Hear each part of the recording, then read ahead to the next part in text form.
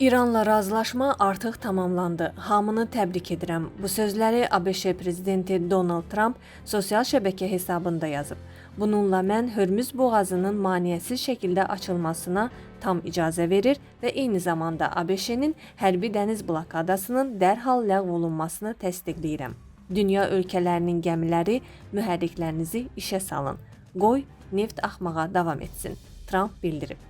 Qeyd edək ki, Pakistan Baş naziri Abbas Şərif İranla ABŞ arasında razılaşmanın əldə edildiyini və sazişin 19 iyunda İsveçrədə imzalanacağını bəyan edib.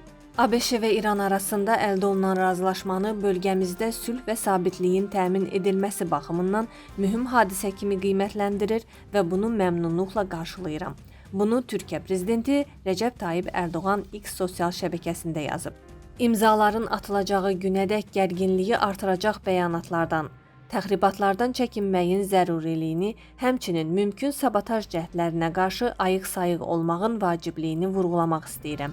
Bu nəticənin əldə olunmasında ilk növbədə ABŞ və İran rəhbərlikləri olmaqla vasitəçilik səylərinə görə Pakistana təşəkkür edirəm. Həmçinin Qətər və Səudiyyə Ərəbistanının diplomatik təşəbbüslərə göstərdikləri dəstəyi yüksək qiymətləndirirəm. Türkiyə olaraq bölgəmizdə sülhün və əminamanlığın bərqərar olmasına yönəlmiş bütün addımları dəstəkləməyə, həmçinin diplomatiya və beynəlxalq hüquq prinsipləri əsasında davamlı həll yollarının tapılmasına töhfə verməyə davam edəcəyik, deyə Ərdoğan əlavə edib. Azərbaycan Xarici İşlər Nazirliyi ABŞ və İran arasında anlaşma memorandumu üzrə əldə olunmuş razılaşmanı alqışlayıb. Bu barədə nazirliyin yaydığı bəyanatda bildirilib. Pakistanın danışıqlar prosesində mühüm vasitəçilik rolunu, eləcə də digər regional tərəfdaşların verdiyi töhfələri yüksək qiymətləndiririk. Ümid edirik ki, bu mühüm nailiyyət üzərində qurulacaq gələcək danışıqlar davamlı sülhün və sabitliyin təmin olunmasına töhfə verəcək. Bəyanatda qeyd edilib.